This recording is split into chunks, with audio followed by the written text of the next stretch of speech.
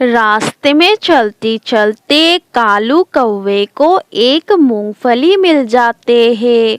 कालू कौवा वो मूंगफली उठा लेता है और वो सोचता है, अगर मैं ये मूंगफली जमीन में दबा दूं तो मैं एक मूंगफली से ढेर सारी मूंगफली ले सकता हूँ। ऐसा सोचते हुए कालू कौवा कबूतर के पास जाता है। यार कबूतर, मुझे ये मूंगफली मिला है, मैं इसे बोना चाहता हूँ, मगर मुझे ये नहीं पता कि मूंगफली पौधे के नीचे जमीन में लगेगी या पौधे के ऊपर।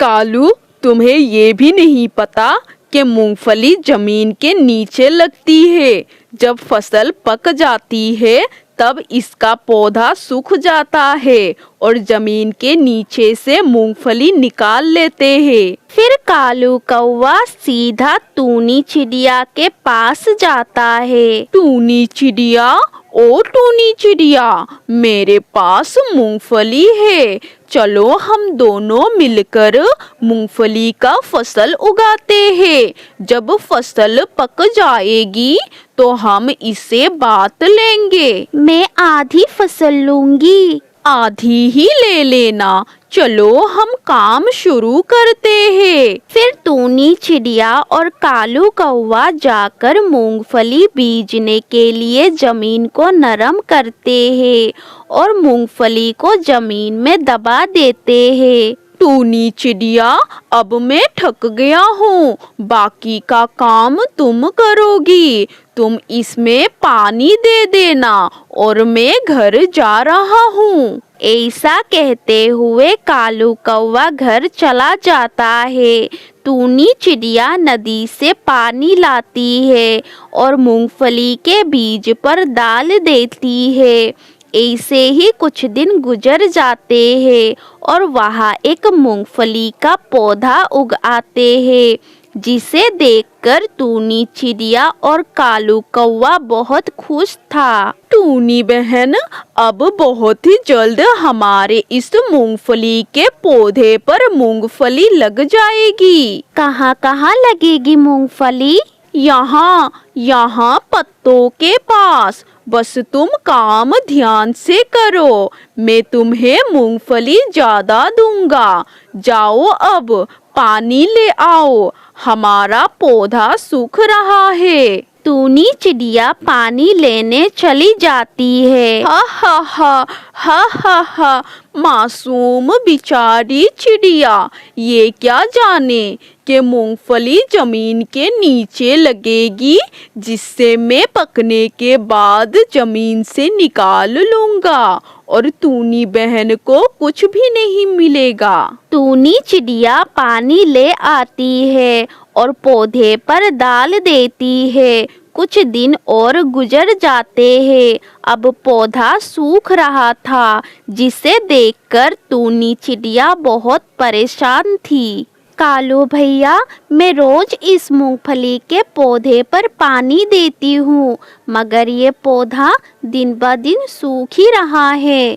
और तो और इसके ऊपर तो अभी तक एक भी मूंगफली नहीं लगी। शायद ये पौधा ही खराब है। हमने ऐसे ही मेहनत की। हम कुछ दिन और इंतजार करेंगे।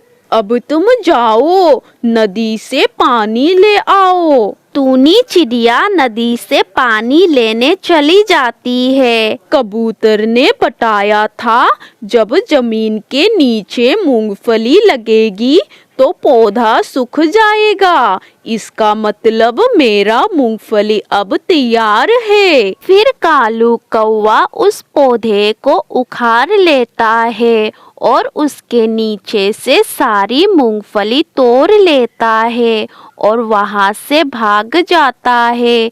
चिड़िया भी नदी से पानी लेकर आ जाती है। अरे, इस पौधे को किसने काट दिया? टूनी चिड़िया वहाँ बैठकर रोने लग जाती है। टुनटुन मौसी वहाँ से गुजर रही थी।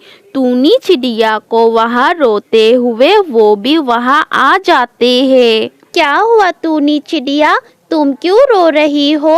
टूनी चिड़िया रोते हुए टुनटुन मौसी को सारी बात बताती है। बेटी चिड़िया, वो कौवा बहुत चालाक है। मूंगफली पौधे के ऊपर नहीं बल्कि जमीन के अंदर इस पौधे के जड़ों में लगती है, जो कौवा तोड़ कर ले गया है। उसने तुमसे झूठ बोला था कि मूंगफली पौधे के ऊपर लगेगी। अब तुम घर जाओ और फिर कभी भी कौवे का विश्वास मत करना। फिर टूनी चिड़िया रोती हुई घर चली जाती है। मैं फिर कभी भी उस काले कौवे का विश्वास नहीं करूंगी। ये काला कौवा मुझे हर बार धोखा देता है। टूनी चिड़िया घर जाते हुए ऐसा सोचता है। घर जाकर कालू कौवा एक मूंगफली खाता है, जिसका स्वाद उसे अच्छा नहीं लगता।